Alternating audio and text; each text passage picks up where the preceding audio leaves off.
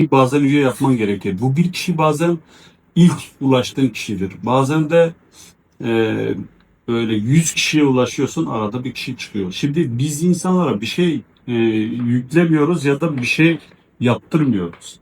İnsanlar kendisi yapıyor. Bazen şöyle düşünebilirsin. Ya ben buradayım, çalışıyorum. İşte hadi bu insanları getirdim. Bu insanların hani oluşmasını bekliyorum. Ya da bunlara emek harcayacağım, uğraşacağım. Hayır. Evet, uğraşacaksın. Başta uğraşıyorsun da. Daha sonra doğru insansa sen uğraşmıyorsun. O kendi kendine zaten yapıyor, gidiyor, soruyor, bana ulaşıyor, Güzide Hanım'a ulaşır, başkasına ulaşır, sponsorlara ulaşıyor. Diyor ki ben bu işi nasıl yapabilirim? Sonra arada zaman geçiyor, atıyorum. Diyorsun ki işte senin sponsorun kimdi? Fatma Hanım.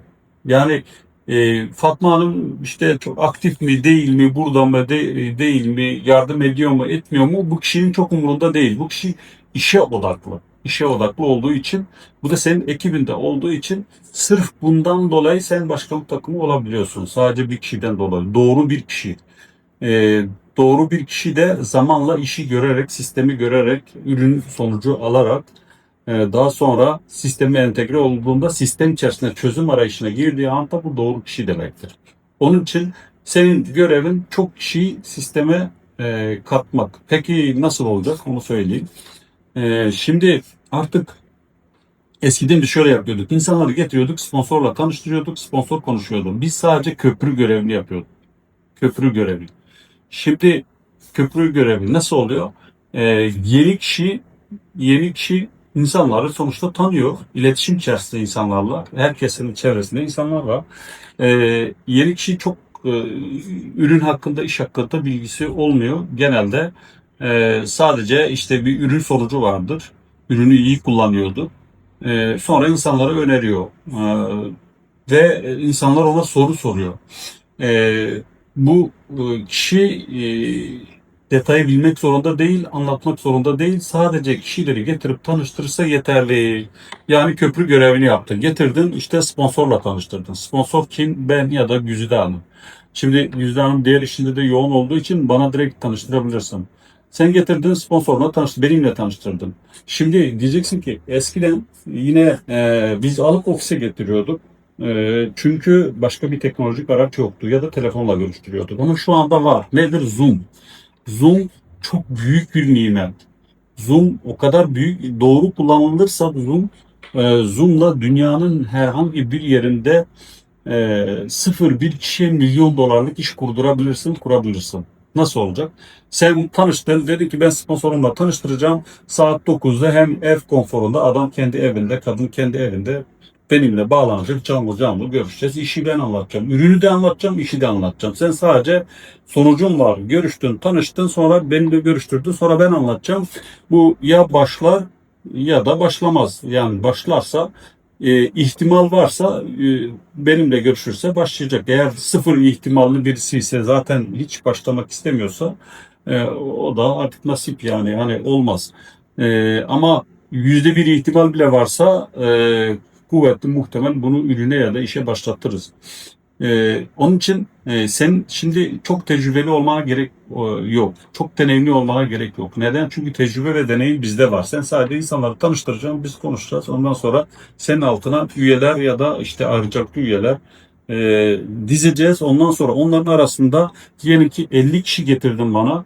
Bu 50 kişiden 5 kişi ciddi kişi var ya da bir kişi var. Önemli değil. Bu bir kişi üzerine yoğunlaşıp ona iş kuracağız, işi öğreteceğiz. Sonra zamanla o da bizim gibi profesyonelleşecek ve ondan sonra kendi ekibini, kendi işini kuracak. Şimdi ikinci bir fırsat daha var. Nedir? Instagram. Bak, Instagram çok büyük bir fırsat. Yine eskiden biz insanlara sonuç göstermek için ya da e, yaşam tarzımızı göstermek için o kadar zordu ki resim çekiyorduk, tek tek geliyorduk, insanlar resim gösteriyorduk. Şimdi bu değil. Şimdi buna ihtiyaç yok. Şu an Instagram üzerinde yapacağın yayınlar, Instagram üzerinde yapacağın paylaşımlar senin çevrendeki herkese gösteriyor. Yani ben hatırlıyorum, Tayland'a gittim. Tayland'da çevreme heyecanlı, coşkumu anlatacağım. Bir tane şey vardı, böyle koca bir telefon vardı. İçinde resim falan, böyle bir şey yok tabii. E, Aradım, işte çok hatta arayamıyorduk. WhatsApp da yok. Mesaj attım. Normal mesaj, işte burada her şey harika gidiyor, çok heyecanlıyım falan filan. Adam hiçbir şey anlamadı. Ya bu ne diyor falan. Deli midir diye. Çünkü bir şey görmüyor. Bir adam ürün almış senden. Ürün kullanıyor. Sen bir yere gitmişsin. Orada çok heyecanlıyım, çok iyiyim. Böyle bir absürt, böyle garip şeyler söylüyorsun.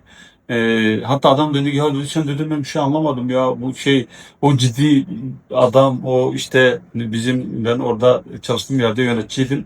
Yani ben çok heyecanlıyım falan filan diyor da ne oluyor diye ben de anlamadım. Sonra anlatmaya çalıştım adama. Şimdi Instagram'da sen resim paylaşıyorsun, kare paylaşıyorsun ve insanlar bunu görüyor. Gördüğü için bunlar sormaya başlıyor. Bunlar sorunca da zaten e, ne yapıyorsun?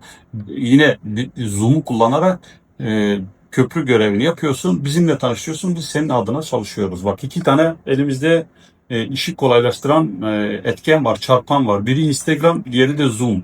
Yani senin elinde sonucunu paylaşacak bir yüzlerce kişiye, onlarca kişiye paylaşacak bir platform var.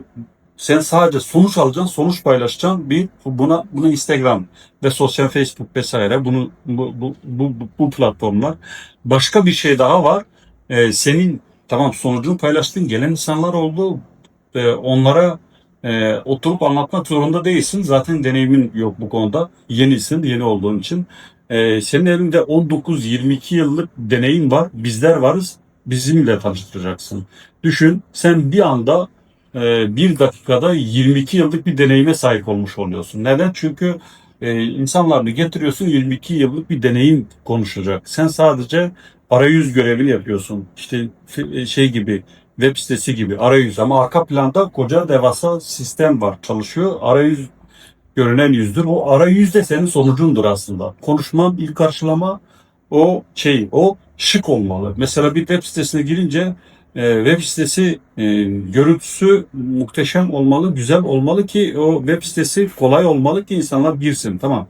İnsanlar girdi web sitesine ama arka planda da ciddi bir sistem, bir düzen varsa, bir çalışma varsa, o zaman insanlar alışveriş yapınca alışveriş başarıyla sonuçlanıyor. Aksi takdirde gelir arayüze bakar, sonra alışveriş yapamaz.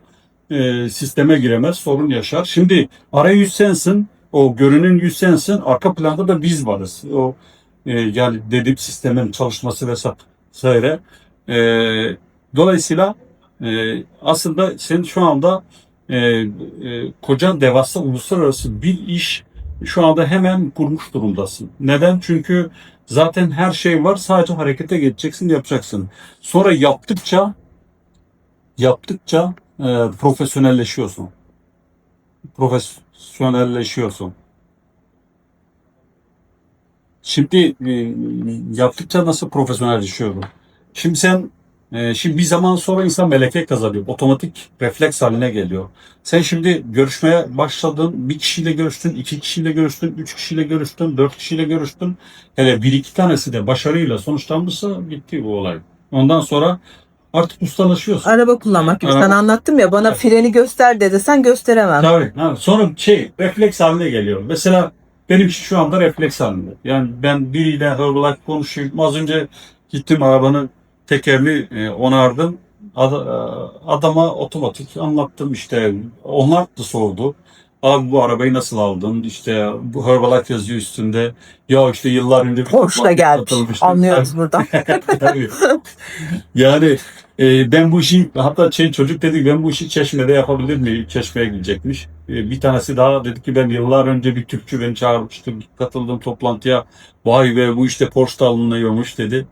Yani demek ki sonra biz Herbalife hakkında konuşmaya başladık ve bu o kadar doğal seyrinde gerçekleşti ki hiç araba olmasa bile, yani doğal seyrinde birisiyle sohbet edince bir bakıyorum konu beslenmeye gelmiş, konu işte para kazanmaya gelmiş, yaşam tarzına gelmiş, yurt dışına çıkmaya gelmiş, yani dünyayı gezmeye gelmiş, işte insanların mevcut durumdaki memnuniyetsizliğine ve onun çözümüne, problem onda, çözüm bizde, çözümü biz sunuyoruz. Şimdi insanların problemlerinden bahsediyoruz, konuşuyoruz, sonra çözüm sunuyoruz. Ya sonra öyle bırakmıyoruz. Çözüm var, evet, çözüm bizde. Yani biz onların bir derdini, bir sorununu çözecek bir sistem var elimizde. Ondan bahsediyoruz. Ondan sonra da sonuca bağlıyoruz. En sonunda da ne yapıyoruz? Sisteme kaydediyoruz ve daha sonraki aşama şimdi çözüm sunduk, sisteme kaydettik ya da sponsorla görüştürdük, sponsor sisteme kaydetti ve daha sonraki aşamada da ondan sonra adımlar var. Nedir adımlar? Söyleyeyim, onların da şeyi var. Bizim bir e, eğitim sistemimiz var. Şu köşeye yazayım. Bir eğitim sistemi var. Eğitim sistemi. Şimdi hiçbir şey tesadüf değildir ve hiçbir şey rastgele olmuyor. Şu anda her çarşamba günü home dediğimiz iş fırsat toplantısı var. Bunu da yine meleke kazanacak şekilde sürekli katılırsan, birilerini de katarsan sonra sen bu işi yapmaya başladığında bağımsız bir şekilde e, sonra sen de yapmaya başlıyorsun aynısını. Home diyorsun. Bunun adı sistem işte. Gelen kişiler HOM'a katıldı. Sonra VIP oldu. Ondan sonra VIP Akademi ya da e, yani birebir eğitim veriyoruz akademiler. Sonra süpervizör okulları. Süpervizör okulları. Ondan sonra da zaten liderlik üzerine konuşuyoruz. Liderlik. Süpervizör oldu. Süpervizör okullarına. Bunun her birisinin kendi içinde şeyi var. Bir düzeni var. Zaten sen liderlik eğitimlerini de aldığın zaman artık şeysin yani bağımsız. Kendi işini yapıyorsun anlamına geliyor. Sistem böyle dönüyor. Tekrar home, VIP, süpervizör, dünya takımı, home yani Herbalife iş fırsat toplantısı, VIP eğitimi, süpervizör, dünya takımı böyle çember şeklinde sistem dönüyor. Sürekli dönüyor. O döndükçe büyüyor. Büyüdükçe sen de kariyer edinmiş oluyorsun. Sistem tam olarak böyle. Yes.